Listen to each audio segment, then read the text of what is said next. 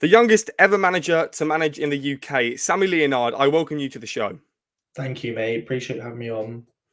It's been a very interesting career for you, Northampton Academy, Luton Town, to managing at the youngest ever, person to manage a football team, Yaxley Town. But I wanted to ask, where does it all start for you in your footballing journey? Sure. So, listen, mate, I grew up in football. So, I was in professional academies growing up. So, officially signed, I was a signed academy player at Northampton Town. I was a signed player at Luton Town. I was a signed player at Boreham Wood Reserves. They're the sort of professional sides. From a trial perspective, so I've been, whether it's extended trials or 1 to 2 weeks, mate, MK Dons, Norwich, Oxford, Coventry, Barnet. I was also captain of the county, Buckinghamshire, from about under 12s to 15. So that team included a lot of us were in pro academies. So we had a Tottenham Academy goalkeeper. We had a few Norwich Academy and Kidons Academy. So I was captain of that team, which was a good side, mate. We played a couple of teams like Surrey, who included Fabio Carvalho, who's obviously playing in the Premier League now. So no, definitely played some good teams, mate, and did okay, and played a bit of non-league football at sort of 17, 18. Did a year out in America. So I think for me, mate, because I've been in pro academy football, I've been in non-league football from a manager perspective and as a player, and also been abroad. I'd like to think anyway, players come to me because I've seen quite a lot quite young. It's not like I've been at one club from 7 to 18 and I don't know what getting released is like, or I don't know what a trial situation is like, or I don't know what non-league football is like. So I'd like to think, although I've got loads to learn, I'm fairly well-rounded now, sort of going on to 22 in about a week now. So that's the sort of shortened form of that answer, mate. Well, happy birthday for next week, Thank and you. early birthday. So you've mentioned a few clubs there, Barnet, Norwich, some big reputable clubs that I know very well. What are these trials like to be sent here and there? What is it like, and what does it feel like as a player? You're a number, mate. That's what you are. You are a number. So the best way I can describe these things for anyone listening is trial periods. As much as you need to be seen to be settling, into the group to a certain extent, it's an individual based thing. So for clubs, they're looking to see whether you're capable of playing for the next 2 years in that team, or clubs look at one player per age group. So from about under 14s, clubs will know who the player in the age group is, who they think can either get a professional deal and can be sold, or can get into the first team. Sometimes some age groups don't even have one. So sometimes it's one player over 2 age groups, so under 14s and 15s. But usually there's one per age group who all the parents know and all the players know he's the one they're looking at. It's difficult, mate. Some clubs will put players on for 2-week trials. When I was signed by Northampton, they watched me once and signed me. But on the flip side, Luton took me on trial for 7 weeks. So you can have different scenarios. I've been in scenarios where I've been released and then gone to a trial a week after, but I'm just still suffering from the release. So I'm struggling a little bit. So I've not performed at the level because I think I'm still sort of reeling from having that dreaded release chat. Just depends on the situation, mate. But overall, they're tough, mate, because as a young player, normally you're a teenager, so you're not fully matured yet. So you're dealing with all sorts of hormones, emotions, and obviously you're coming in to be better than what they've got. So they are high pressure situations, but that's what everyone wants to be a footballer. Who can deal with those situations, and you do need an element of luck, mate. You do need an element of luck in terms of there's all sorts of silly things that go on in football, such as some young players have got agents really young. Some young players are well connected. They might have a dad who's played at the top level. I won't say names, but at Northampton, I had a situation where Sean Dyche's son was in the year below me. So and with my position. So that I think that played a part in a little bit of my release coming out of there, because I went and signed for Luton, who were a bigger football club, So that there was definitely something in that, in terms of we literally played the same position, and we were within 12 months of each other. When unfortunately, as great as my family are, my dad's not managing the Premier League. So that does play a part. But no, they're high pressure situations, mate. And I always feel for people and parents when they come to me that they've got a lad on a trial situation, because they're tough for a young lad, mate. Is there communication between the trialist and the team? Because you said that you were at Luton for 7 weeks. That's a long time. Was there communication, and were you depending on that deal to come through?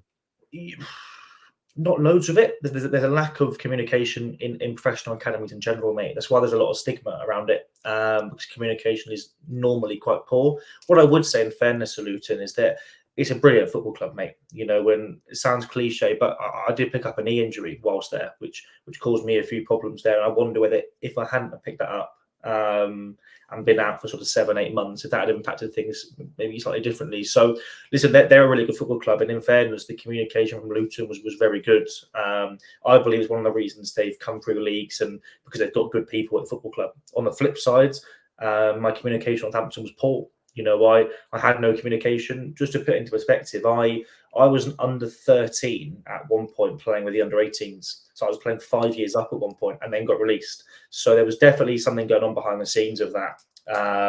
You know, I'm a pretty honest person. I was the best player in my age group at Northampton by quite a way. And the idea was that maybe it was an attitude thing at the age of why I got released. But I think there was a few things going on, such as I don't think my character quite fitted the football club and the head of academy. And also, like I said, people like Sean Dyche's son were involved with the football club in my position. So, you know what it's like. If I'm the head of academy, or if I'm the owner of a football club, you need to keep people like Sean Dyche in check, because they might be able to send loan players out to my first team in League One, League Two. So do we release a lad who could be something, or do we stay in contact and have a good relationship with someone who's managing on top level? It's an easy one. You know, so I'd rather football clubs just be honest, mate. I think if football clubs are more honest, they'd get further. And the ones who tend to be a little bit more transparent and honest, like a Luton, do tend to be the ones that actually do really well. And you know, Luton's a fantastic football club, mate. So how can you change the likes of Northampton that don't really deliver on the communication side and harm players like yourself? Have companies like myself. That's why I set up a company.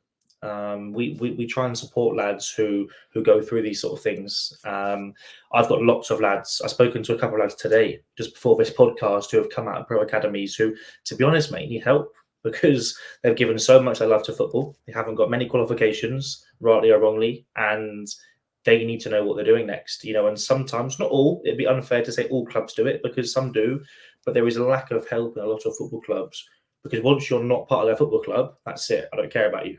You know, which morally is wrong. You know, and I'm not saying these clubs need to go and look after every player they release, but what these clubs need to do is build relationships with companies like ourselves and say, listen, we've got 8 lads who are releasing at under 16s. We're going to send them all to you. Your job is to look after them and make sure they're okay. So when you go into a release meeting, rather than me just turn around and say, Jamie, listen, we're letting you go, mate. That's it, done. I could say to you, listen, we're letting you go, mate, but we know a company who works with players like yourself. We're gonna recommend you to them, and we're going to work directly with them for low costs, or we'll cover the cost for 6 months or whatever. There's loads of things that clubs can do, mate, but unfortunately, there's not enough people in top positions within clubs who make educated decisions, which I think is getting better over time, mate. But it's not quite there yet. I watched a video a few months ago. I think it was actually Crystal Palace, and they mentioned that they do try and help these players get the next move. And it won't be at Palace, of course, if you got released. It'd be a Northampton or somewhere else. But is that a one club scenario, or is that something that is happening a bit more? Crystal Palace being a Premier League football club, you might find that because of the stature of the football club, those things are in place more because of how big the football club is. I guess I'm probably more referring to your League One, League Twos, those sort of clubs, because not many players are in Premier League academies. You know, so there's definitely more lads who are coming in and out of League One and League Two clubs, even on trial and things like that, than there are lads going on trial for Premiership clubs or even top end Championship. So, no, in fairness, you probably find at that level being sort of, you know, Palace, I think, have finished in the top 12 in the Premier League for the last however long. They probably have some sort of support system. I think another video referring to, and that does seem a little bit more sort of, the guy there seems to know what he should be saying, what support they can give, etc. But hopefully over time, and through people like myself, that can be filtered down lower down the levels, because even lads coming out of League Two clubs, mate, they need support, you know, because a lot of them don't know which way to sort of turn. You mentioned that a lot of these players that are getting released might not have the qualifications because they put their life into football. You know, their parents have paid hundreds and thousands of pounds towards these trainings. And then I always go back to the City player a few years ago that ended his life because he got released by Manchester City. This is a regular occurrence, not the suicide side of the game, but the mental health and the depression and anxiety of what's going to come next. And what do those players go on to achieve? Is there stories that you've seen where they've gone on to achieve big things, or do they just get left behind? Yeah, no, listen, mate, there's definitely been released stories of players that have done well. You know, there's obviously the obvious one being a Jamie Vardy, players like Charlie Austin, Michael Antonio. I think there's Aidan Flint, who plays, I think he's a sort of championship career. He was playing non-league till quite late. And listen, I've got mates who have played non-league and have gone into the professional game. So can it be done? Yeah, 100%. But me and you hear about the 10, 15 lads who do it. What about the hundreds of thousands of lads who don't do it? You know, so listen, being a professional footballer is extremely difficult, and even playing high-end semi-professional football is difficult. But what I would like to see is, if I'm a lad, right, and I've been in 3 academies and I haven't made it, but I'm still a pretty decent footballer, I'm going to have a lot of life experiences at a young age. So what maybe these lads should be pushed into is a sort of mentoring service. I would love to have lads who have played in 2 professional academies who haven't quite made it send me their CV on emails. I'd love that. I'd give them a job like that, because the experiences they would have been through is massive. They'd have had loads of conversations. They'd have had loads of experiences. So when they speak to players that come to us, they've got their own experiences of it, so they can relate. You know, so these clubs need to be doing more to sort of fill that sort of void. But no, listen, mate, there are definitely success stories. But like you said with the Man City lad, there's definitely stories that you look back on and go, blimey, that was shit. You know, so the less of them that there is, the better I think we as a sort of English academy system will be doing. You know, With these clubs that have these players at their disposal, what's the process like of the filtration? Is it once every year that they go out of stock, essentially, you know, get left behind, or is it, you know, whenever they feel it's right? in terms of coming out of the football club?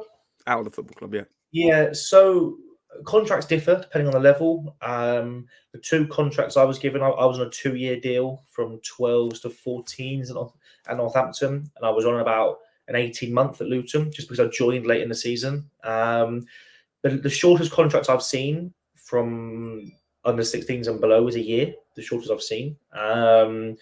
18 plus lads are sometimes given six months pros, which seemed ridiculous, right? If you're given your first professional deal, which is 6 months, okay, you might have a month where you're getting your head around it, so you've got 5 months left. Then you pick up an ankle injury, you're out for 2 months. Hold on a minute, I've got 3 months left of my pro deal. You know, so yeah, those are the sort of timeframes you're looking at. Obviously, if you've got an exceptionally good player in your age group who's attracting interest from higher clubs, I have seen contracts even under 14s being 5 years. Obviously, Chelsea are renowned with Todd Bowley to be given out 7 years to the younger lads. Listen, I'm not saying lads go and get given 7 years, but I think minimum lads should be on 2-year contracts, just to give them a little bit of time to sort of settle into the football club, and also gives you as a management staff enough time to analyse, listen, is that player good enough to push on? Because like you said, things like mental health, things like injuries, family support system, all of those sort of things come into play. You know, you might have a lad who's really small but has a massive a sort of growth spurt. You've got to consider that. How tall is the mum and dad? You know, are they going to grow? You might have lads who are exceptionally tall at a young age, but once they sort of fill out and find their body shape a bit more, they might get to 16, 17 and really develop. You know, so there's loads of things to consider. And I don't know whether all these clubs are as detailed in their thinking as maybe the conversation we're having now is. So that would be my hope. Of course, there were some brilliant people, but there are definitely people who are lacking in that area.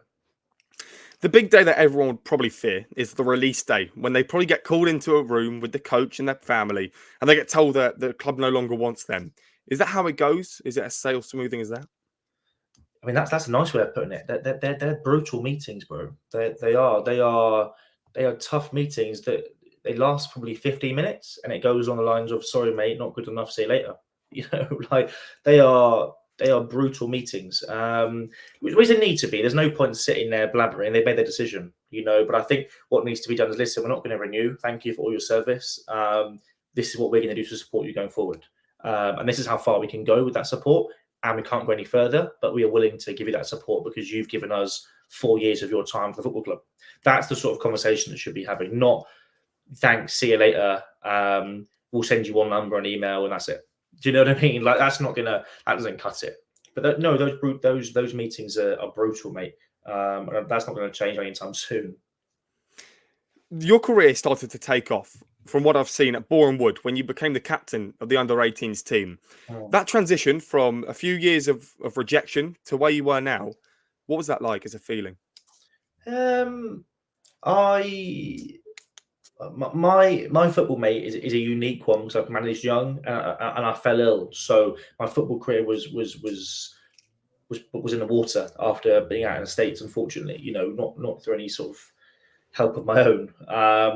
But no, listen, I accepted quite young that football was ups and downs, and you know, if I do manage to get back playing, if there's a medication that comes out or whatever, I'd be interested to see what level I could play at. You know, because I feel like I definitely had a bit, and I think people thought that, and if I had just been given a bit more time, you know, I was very young when I got ill.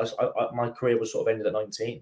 You know, due to illness at the moment. Anyway, so no, listen, I hopefully I can get back playing at one point. And I've definitely got more experiences now that I could use in my sort of playing days. And obviously, I've built a lot of connections with my company, so that also goes a long way. But from a rejection point of view, mate, that's football. That's going to happen. So you have to accept there's going to be ups and downs. So no, I think I'm pretty good with that. Like I said, I've been released twice officially from contract by the age of 18. And had 5 or 6 rejections from trials. So no, I had a good support system. My family helped me a lot. You know, I had a supportive family who got me through those times. So no, I was okay, mate.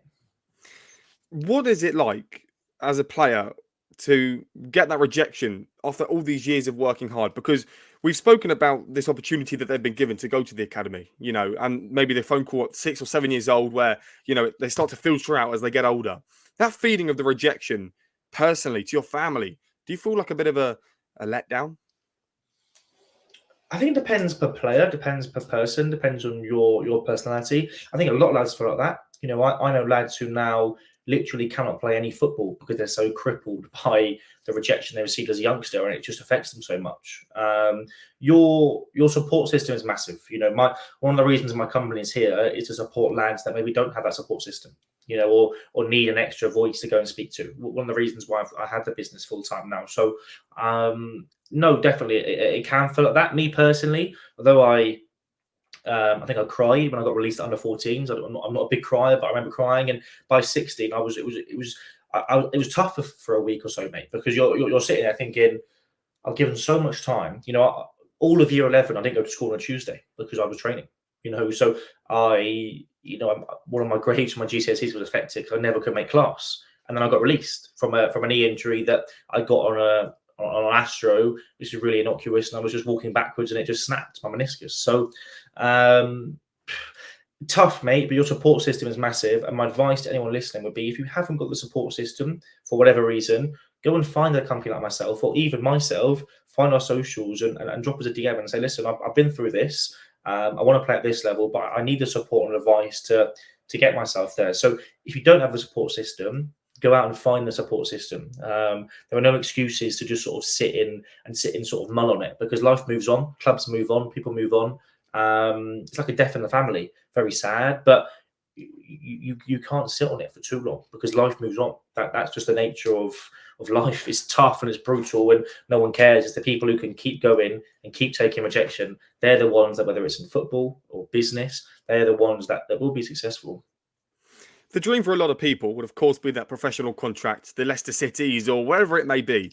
But why do people take that opportunity, that risk in going professional? The whole life spent of doing it, but 1% of academy players get that opportunity. The money that's in the Premier League is the very short answer of that. That's the short answer of that. Players see the lights of the top level and the lives that these people have and the money that they earn. You know, the realism of that is, people, in my opinion anyway, unless you're an exceptionally talented footballer playing for a top-end Premier League academy, you should be looking at players playing League Two in the conference and base your game on them.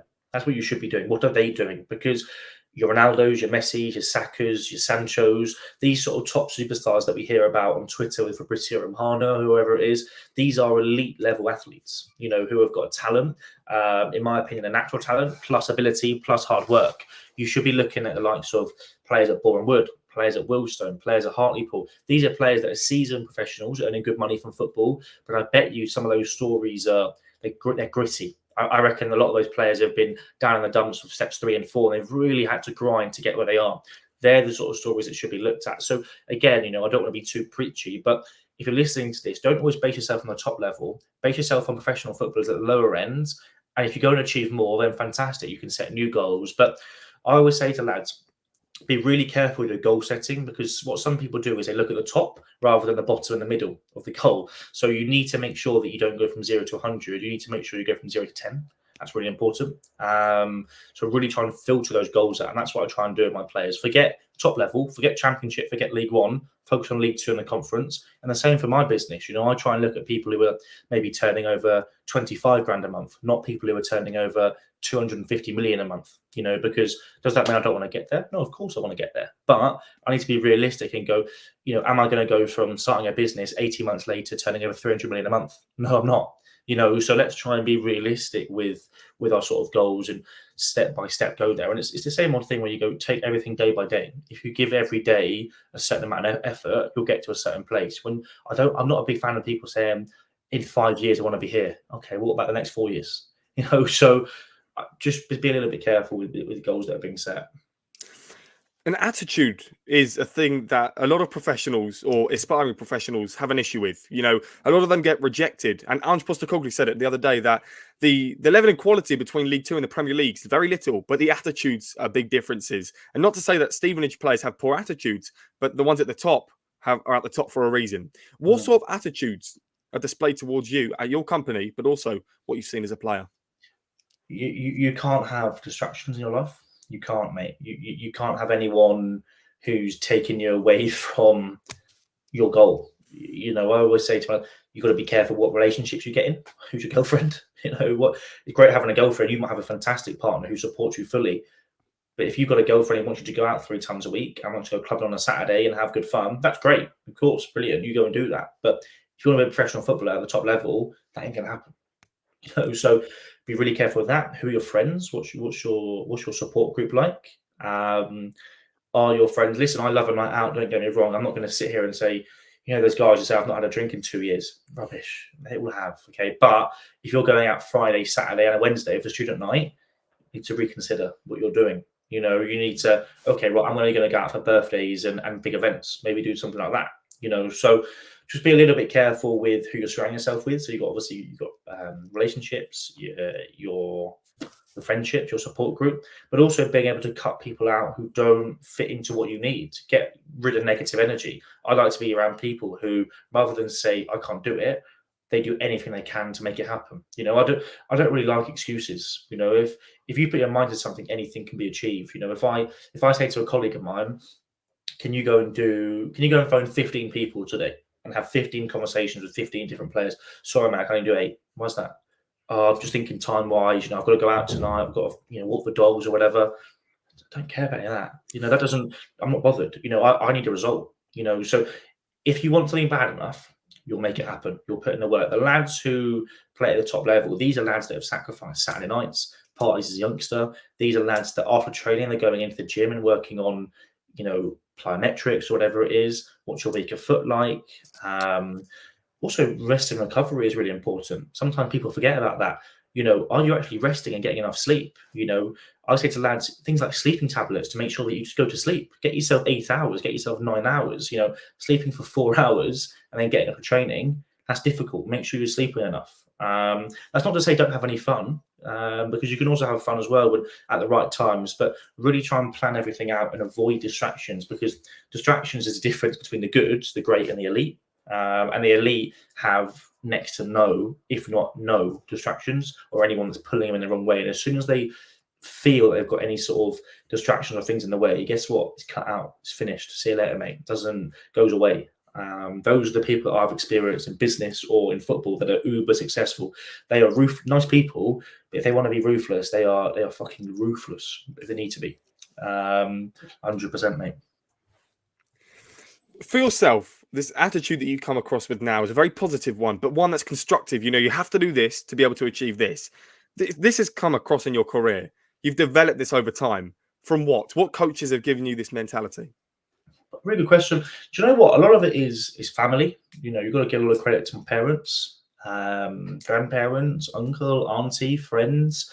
They play a big part. I don't actually know whether there's been a particular coach or anything like that who's put me in a position that I'm in now. I think previous rejections have put me in that position. Also, even simple things, man. I can tell yourself, being at your age with a podcast and stuff and all of these things, putting in work yourself. I imagine you've watched all sorts of podcasts on YouTube to see what works, what doesn't. You put in the work. Like coaches can say whatever they need to say, but you yourself know what work you're putting in. You might spend an hour looking through podcasts. Okay, I like the way that's set up. Not a big fan of that. Okay, how many views has that got? It's got less than that. Okay, maybe I'll try that. Just doing your own work is really important. So I think over time, and we'll continue to get better, and I've got to learn loads. So I'm always trying to take things in from different people. Because some people, I hate people who are 21, 22, they shut off their ears and think because they make a bit of money, they know everything. Rubbish. You need to keep learning because there's always someone better. But no, a lot of it is my own work, mate. And, I set up my business from basically when I was really ill. I was just sat in my bed, had nothing else to do. And I just thought, you know what, I can sit here and think my football career is finished. What am I going to do? Or I can try and make a positive out of negative. I became the youngest manager ever, quite literally from my bedroom, from my bed. I couldn't move. I literally couldn't move without passing out. So that's not an excuse. That was me taking initiative and connecting with people and saying, listen, I can help you. I'm not doing anything at the moment. I can help you out. So again, it just comes to sort of accountability, mate, and constantly trying to learn. That will put you in a really good position. And I think is why me and you are having this conversation now, because we probably have a like-mindedness in terms of we want to be successful, we want to network. We know the importance of that from quite a young age. And some people don't figure that out, mate, until 30, 35. But guess what? We've been doing it 15 years. We have a massive head start. So it's definitely relevant. What else is relevant to you is your time that you spent in non-league. A very young player in the non-league background. You've understood where players that are coming to you now have been. You've understood the environments, the dressing rooms. We're going to talk about the atmosphere of dressing rooms later on. But what have you seen on the pitch that you don't like? That you think, even though this player could be very experienced, you think their mindset's not good enough? It's a really good question. I think you see all sorts of things in non-league, mate. That's why it's called non-league. People who maybe haven't quite made it for whatever reason. There's some players in non-league who can't commit to full-time football in the Conference or League Two because they have a really good business, or they've got a family to look after, or they've got 5 kids. So I've come across that as well. In terms of things that I don't like, attitude is a big thing. I said to lads when I was managing, and also lads I've got now, make sure you're there on time. Listen, if there's been a car crash or a family emergency, that's different. But in general, please get to places on time. And on time means 50 minutes early. Not if I say be there at 5, don't get there at 4:59. Be there at 4:45. I like that. I like players who are attentive and on time, because being on time doesn't cost anything. You need to make sure when you turn up at 5:25 or 4:45, there's not going to be a difference in price in terms of what you're spending. So please make sure that you're on time. That's a big thing for me. A lot of players in non-league, mate, turn up late. They don't train properly. They don't eat the right things, whatever. And the ones who come through non-league, mate, they are the ones who do all the things right. They're the first ones there, the last ones out. They try and train as much as possible. They're constantly in communication with you. Okay, I've scored 15 goals, but Sammy, how can I get better?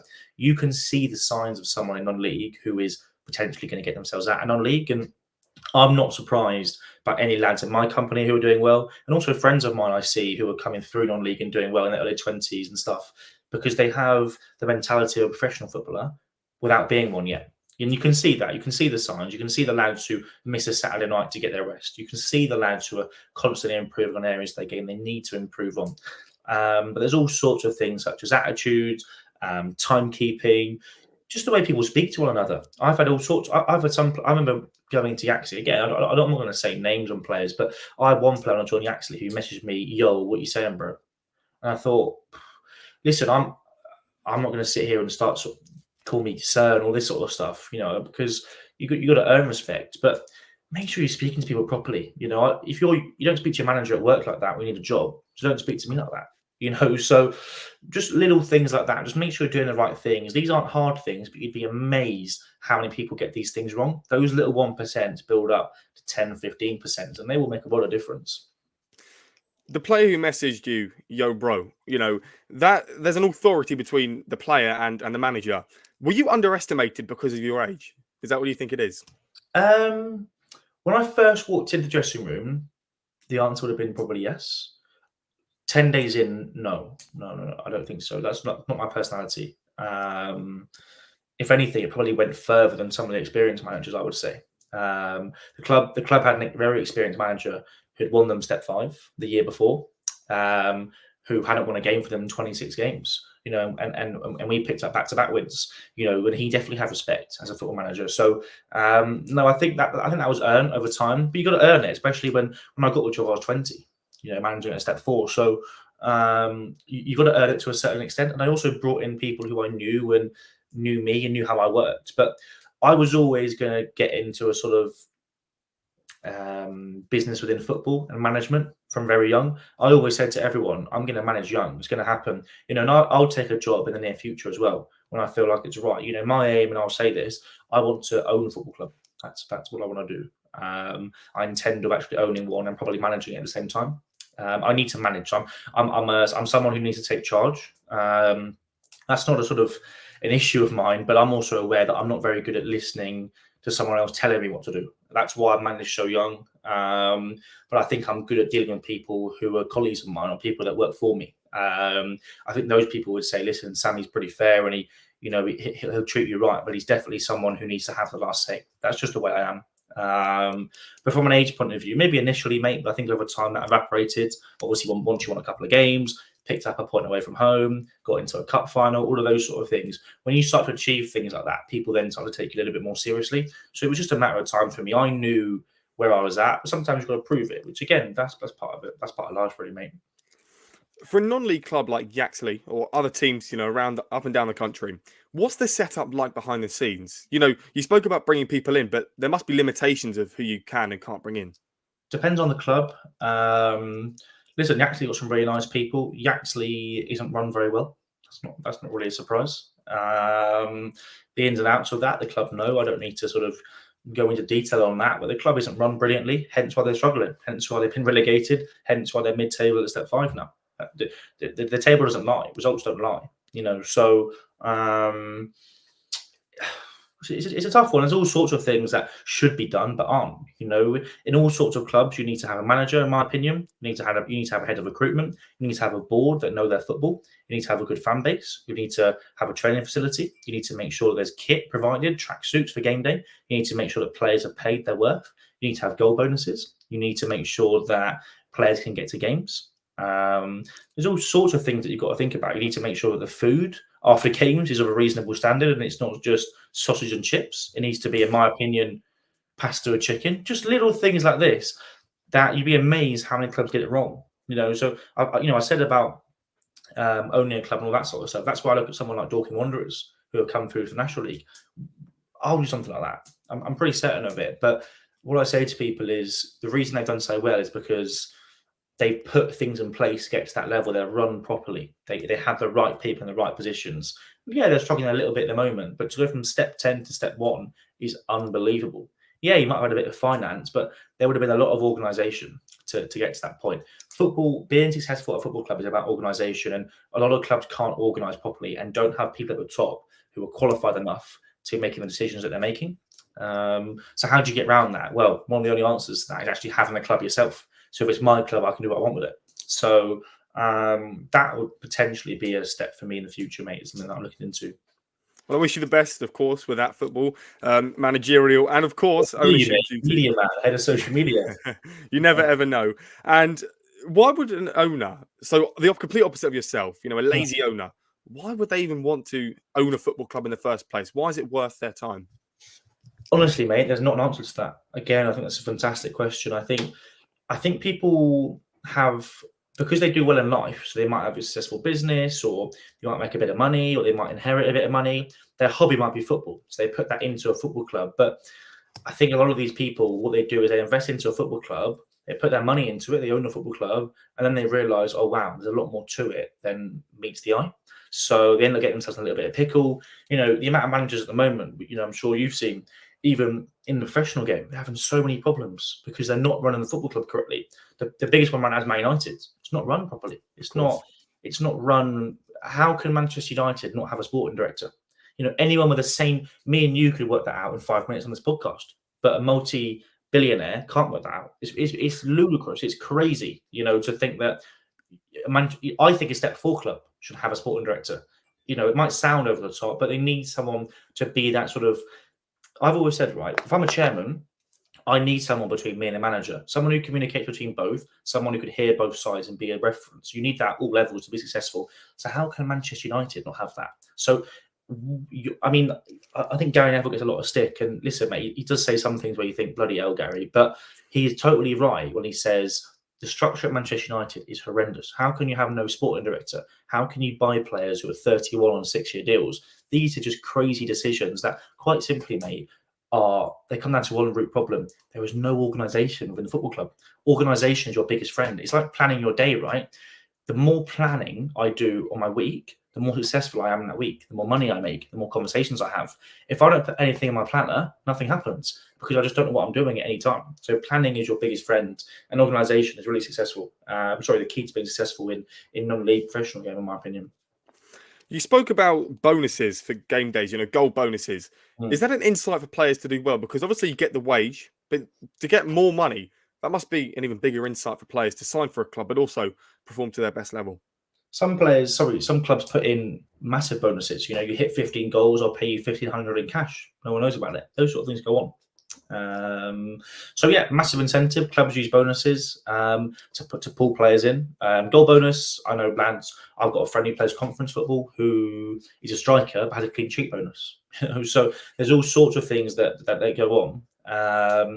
They're just an incentive to pull players in, mate. And to be honest, it's clever. It gives you maybe a slight inch on another club if you add more bonuses. Clean sheet bonus. I believe in professional football and also semi-pro football for the bigger clubs, appearance fees. So if you actually start, you earn more rather than being on the bench. So there's all sorts of things that you can add on, but 100% further incentive to earn more cash and to bring more into the family for nights out, for events, for clothes, whatever it is that you property, whatever you want to put your money into. So for yourself then, when you became ill, and I want to talk about the time just before you became ill, but how did the job at Yaxley even come about? You were sitting on the bed sending emails, or how did you even get offered the job? Yeah, so I founded the company before I took the job. So my company it blew up quite quickly. So I think I helped quite a few players, and what happened was because I'd helped them quite quickly, obviously they then refer to their friends and they refer to their friends. So what happens, I helped 5 players, then I helped 50, then I helped 400, and then I helped 1,500. Do you know what I mean? So you start sort of spacing yourselves out and building yourself a bigger network of people. So a lot of it was just reaching out to people and saying, listen, these are my experiences. I know this person from my football days. I can help you out. I can point you in the right direction. And sometimes there's a misconception of me that I'm a football agent. I actually said to myself as a sort of mentor, I'm sort of the person in between an agent and the player.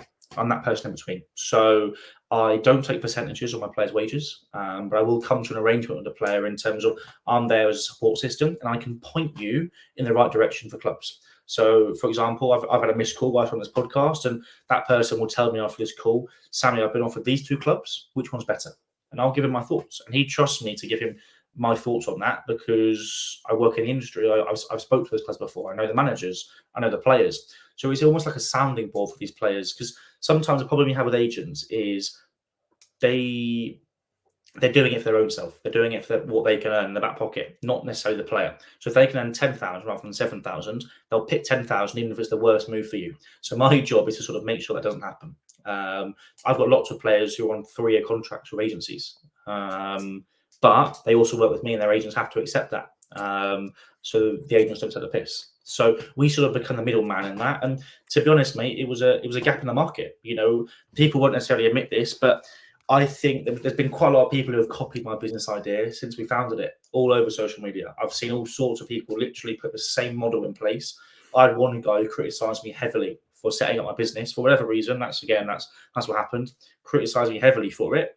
for months and months and months and months and months. All of a sudden, was on Instagram one day, he set up the exact same company. So when people start to copy you and start to have a bit of a pop at you for no reason, it's probably because they want to actually do it themselves. So that was sort of part and parcel of that. And obviously, the management job came because I was building a bunch of networks. And I knew the manager well, actually at the time, and they'd come to me. The football club actually came to me, which does happen a lot.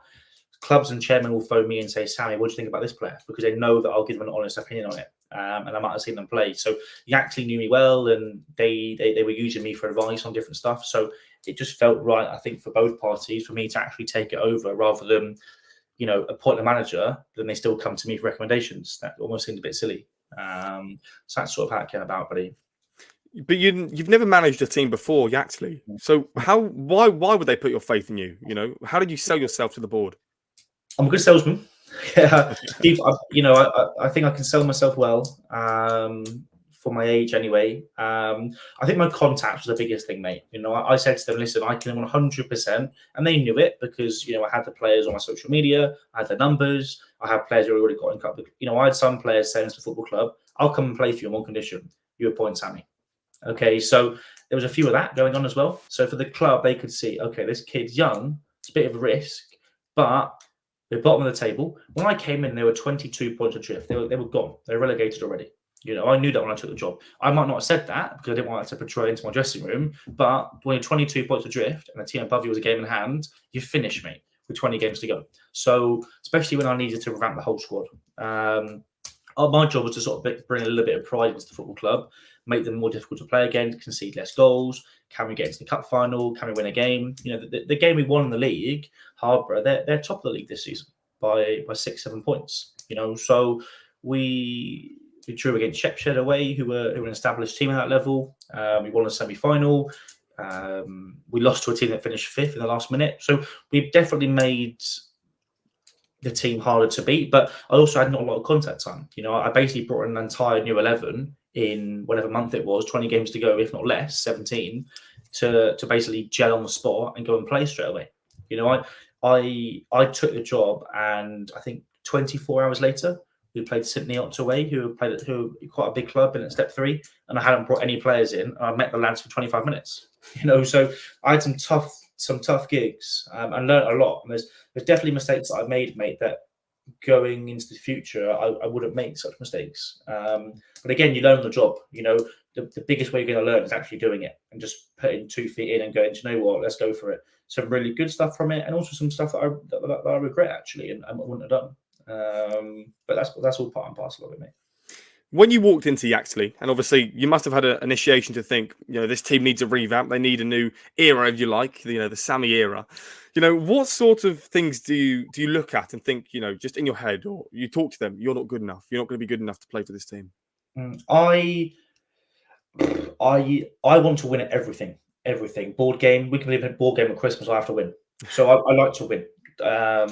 So I said to I need players that, I don't care how it looks. I don't care if we have 10 players go down with head injuries. I don't care if we dive. I don't care if we've got to sit 10 behind the ball. I don't care. I don't care if we've got to go and play a full press. I don't care if every single person in the stadium hates me, but if we win 1-0, we've done our job. My job is to win. My job is to get results. Okay, so I like to take that mentality into life, and I like people, mate, who are obsessed with winning. I said to you earlier, I don't like excuses. I've never been a big fan of it. People who talk too much tend to be people I don't particularly get on with. If I said to you, right, Jamie, let's do this, this, this, and this. I like people who don't even message me back. They message me back an hour later saying, done. I love that. Because what they do, these people, that they just get it done. They don't need you to. It's like if I said to you, right, Jamie, I'm gonna give you 7 people I'm going to put on your podcast. 6 of them are professional footballers. And you turn around to me and said, can you give me information on every single one of them? What I want you to do is just say to me, yep, no problem, Sammy. You go look into them myself. And then next time I look at your podcast channel, 5 of them have jumped on. That's just someone who takes initiative. So I think in terms of the Sammy era, or whatever you want to call it, or whenever, if I own a football club or get another management job or whatever, winning is the biggest thing. And over time, you can put together a style of play once you've been there a couple of months and you sort of start putting your stamp on things. But Yaxley, my job at Yaxley was to get a couple of results, mate, and make the team harder to play again, which I think ultimately, despite a few negative results, we did, mate. So you got rid of essentially 11 players. As you've said, the whole starting 11 needed a whole revamp. To say goodbye to someone in non-league, is it as easy as that, or were they still under contract? No, they have no players on contract, so I don't have that issue. The club has no money, basically. The club does not have a lot of money at all. So that wasn't a huge issue. I think with saying, goodbye and all that sort of stuff, non-league football's a little bit easier, mate, because you're not on contract and you can move to clubs a lot more freer than in academy football. But again, you try and be respectful. I tried to give I gave people a chance. After 24 hours of being in a job, I played the same team on the Saturday and just sat on the bench and watched. I knew we were going to lose, but I wanted to see, right, who's going to be here for the next 15 games? Who do I keep? Who do I let go? My first training session was basically an away game in front of 400 people. That was my training session. So I just sat there and watched. And I think we lost 4-1, something like that. And I learned a lot in that game. I learned, okay, 90% of this team isn't ready. Maybe 1 or 2 could do it. Then I let go of 4 or 5. Then I gave 2 or 3 I wasn't sure about, another go. And then over time, I gave them chances, because I'm a big believer, you've got to give people chances. So I tried to, there were definitely players in there who weren't players that I brought in. I gave 3-4 games to go and show them what they could do. And some of them came through and continued playing. Some of them didn't. And listen, I had awkward conversations. I had a few heated conversations, but that is football, and I'd like to think people turn around and go, do you know what? Not a big fan of him. And he did let me go, but he did give me a chance. He did let me play a couple of games. He didn't just come in and get rid of me straight away, which is what a lot of managers do. So you've got to try and be fair. And I try to put myself in their shoes. I'd want a manager to come in and give me a couple of games to go and show what I can do. And if I don't perform at the level, then he's giving me a chance to do so. So that's sort of how I approach that situation, buddy. So you went over to America to study university, but I think you were also playing top football in America, a university, and you were trying to play your career out there, maybe get a pro deal or, spark something to come back here. You obviously fell ill, but your expectations heading out to America, what was the reason for that in the first place, to go and play for an American team? America, getting a degree whilst playing full-time football was the biggest pull out there, mate. I always found school not easy, but I was getting A's, A stars, and GCSEs and stuff like that. So I was a switched on lad. So I knew I could get across there on qualifications. Wasn't sure. I think I'd actually transferred to a different university if I'd have stayed in America. Listen, America has positives and negatives. In hindsight, I'd have looked more into detail about the team I was joining. That'd be, so when lads come to me about the America stuff, I say do your research. I don't mean 20 minutes, like proper research is really important. Who's the club? Who's the manager? Do freshmen, so first years, do they play? All of that sort of stuff. But the main point, mate, was to get a degree alongside full-time football. Obviously, if you go to university in England and play for a part-time team, you might play at a good level, but you probably won't play full-time football alongside uni. It will be part-time football in uni. So America was to play full-time football and stay within that after playing full-time and in sort of under 18s. And then, listen, if I could go through pro in America, then great. Or do I do 4 years in America and come back and do something here? Then brilliant. I'd also come back with a degree at a top university. So that was my thinking regarding America. And I think a lot of lads who go out there tend to be good footballers, but a lot of them are fairly well educated, especially the lads who go to the sort of top end unis.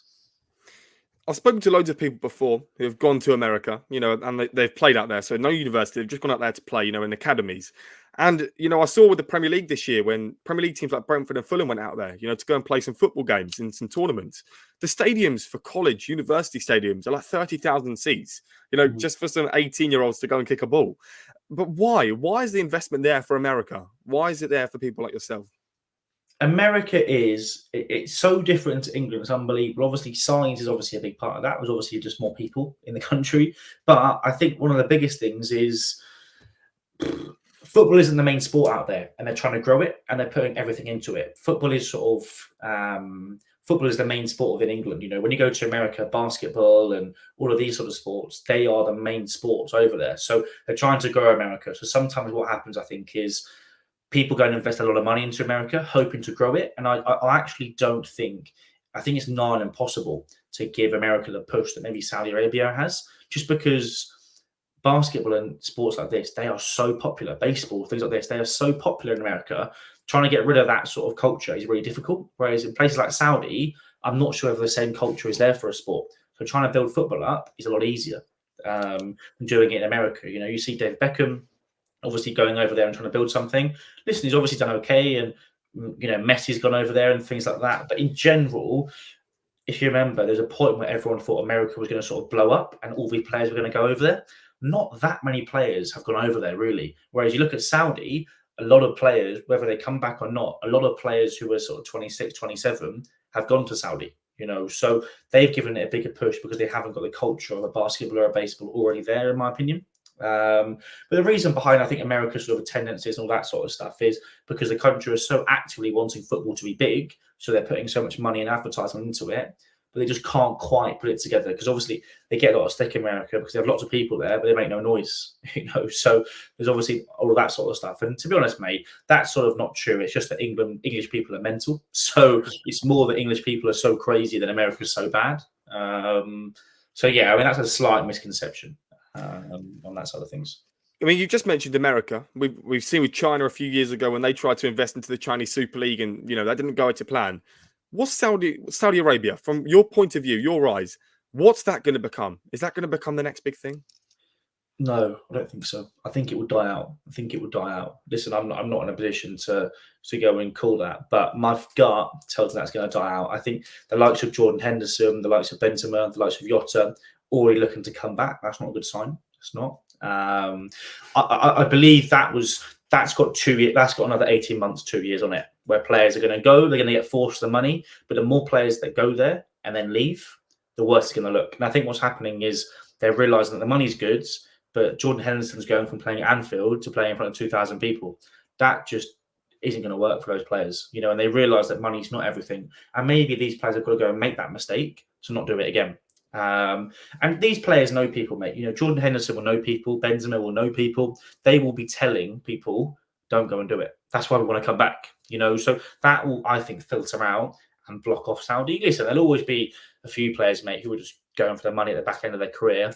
But I don't think 2 years down the line, me and you will be having conversations regarding 26, 27-year-olds in their prime going out to Saudi. I really don't think that will happen. It might do. Listen, money talks. That's one of the biggest things I've learned. Money does talk, but I don't think money can influence you 100%. I think it's more sort of 75, especially when sort of good pros who have had good careers don't like it. Yeah, so we'll see how that sort of pans out. What do you think? Do you reckon Saudi will sort of blow up, or what do you think? Well, they've got a lot of experienced players. You know, Henderson, Firmino, just to name a few. Some really Champions League winners, Premier League winners going out there. You know, Benzema, Champions League.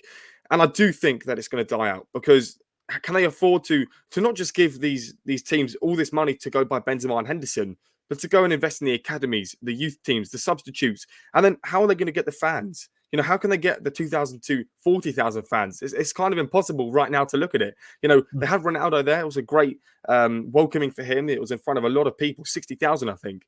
But now we're looking at it, you know, Henderson, 2,000 people. You know, you could shout his name and they'd hear you. That's like non-league comparison, you know. Like I said, from Anfield to 2,000 people. 2,000 people that probably wouldn't have been there had these names not even come. So they're not even loyal supporters, you know.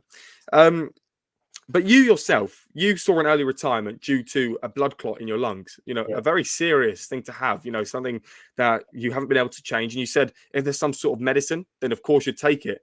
But why was the early retirement so necessary? You said 60% of your body couldn't function correctly when you tried to run. So I,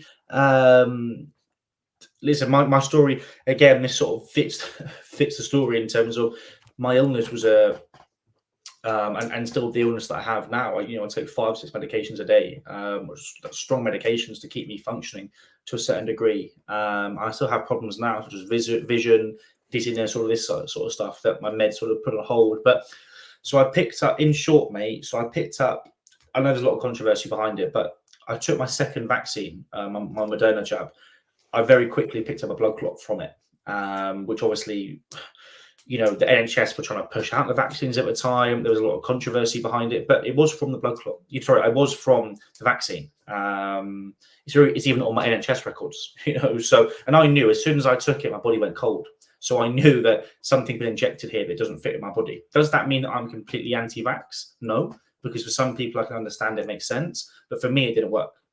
So there needs to be obviously something looked into that, because my career was killed off at 19 potentially. I also I suffered really badly from COVID, mate. So I suffer with something they call long COVID, which is basically COVID symptoms that don't go away. Which again, there was a period of time where everyone thought these people are just making it up. Believe me, I've got it. I'm not. I've had it for a couple of years now. When the way everyone's got different symptoms, but I've had a blocked nose now for 18 months. So what I would say is, they aren't things that we make up. I'd love to play. Do you know what I mean? I said to someone the other day, if I was to make this all up, put this into perspective, I own a sports management company. So where I can actually plant myself in teams through my own connections now. So if I could play, believe me, I'd play. So I gain nothing out of talking crap. So, and the medications I take, I think prove that. When I'm with my friends, they'll be like, blimey, you take a lot of medication. I literally carry medication around with me sometimes. Looks like I'm carrying someone else. So I think, no, listen, mate, I've had a few sort of problems with that.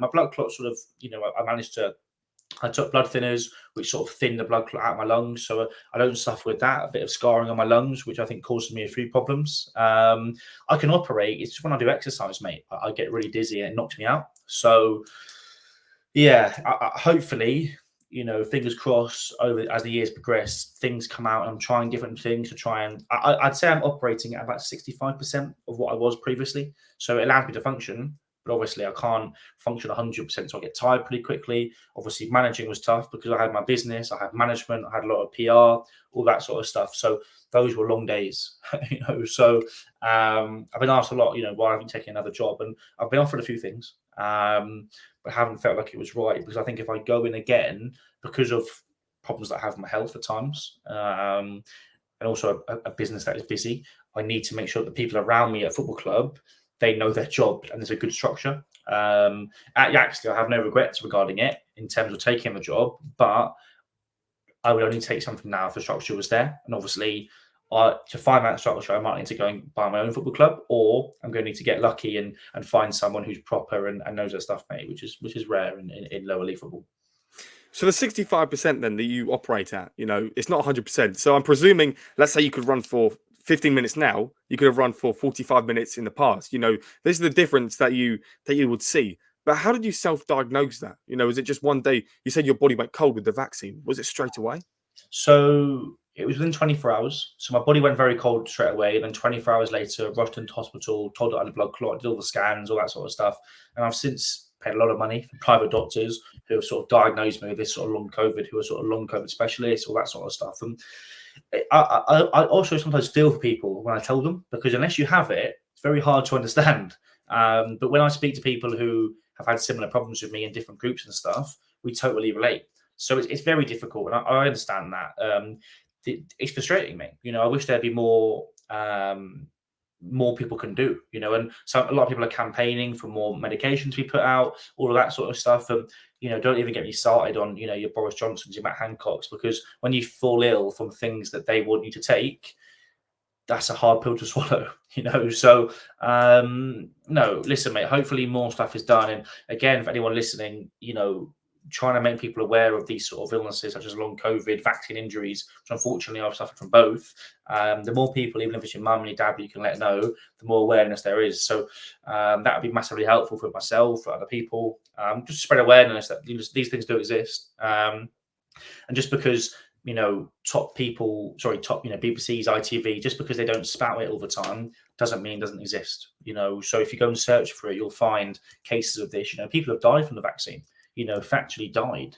So unfortunately, I was an unlucky one to get vaccine injured and then to sort of pick up long COVID. So yeah, tough, mate. But that's life again. You just got to roll with the punches, and hopefully it sort of works itself out, mate, over time. I think it will. Your attitude, speaks above the rest, and you're grinning because you know that the attitude is better than a lot of other people. You've got to have that mindset to reach the top, and you have the mindset of doing so 100%. And this regret that you would have had from stopping football, I know you would have not even wanted to stop. You would have to continue. But where would you have seen yourself, now, nearly 22 years of age? Would you have seen yourself, National League, League Two?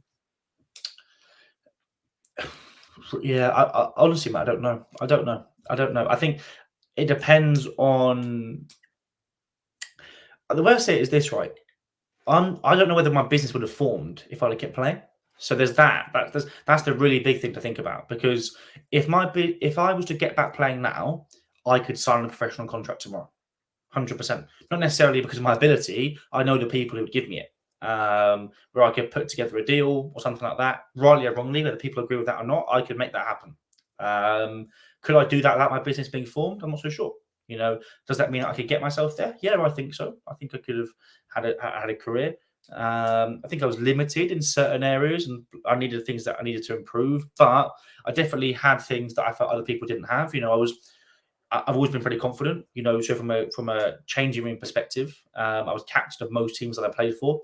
So I think for teams who need a little bit more leadership and all that sort of stuff, I think I could have helped. And for a taller lad, I'm sort of 6'2", 6'3", I've always been technically quite good. So you don't find that many taller lads who are comfortable with the ball. So I think I had that. There was definitely areas in my game that I could have improved. My weak foot wasn't brilliant. I had a mistake in me at times where I'd lose focus. So those, I was young, so hopefully I would have learned that in that sort of 19 to 22 periods. But I definitely had things that I needed to improve on. So listen, mate, if I could have improved on those things, which I believe I could have done, then who knows? Who knows where I could be? Like I said, I've played with and against players who are playing at the top level. Fabio Carvalho, Carney Chukwuemeka. I've played with players who are playing for Premiership football clubs.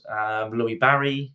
So it just depends. Luck in the draw a little bit. Who sees you, all that sort of stuff. But no, listen, mate. If I can get myself back playing now, I'll message you when I sign a pro, mate. So I'll make that happen straight away, just to piss people off.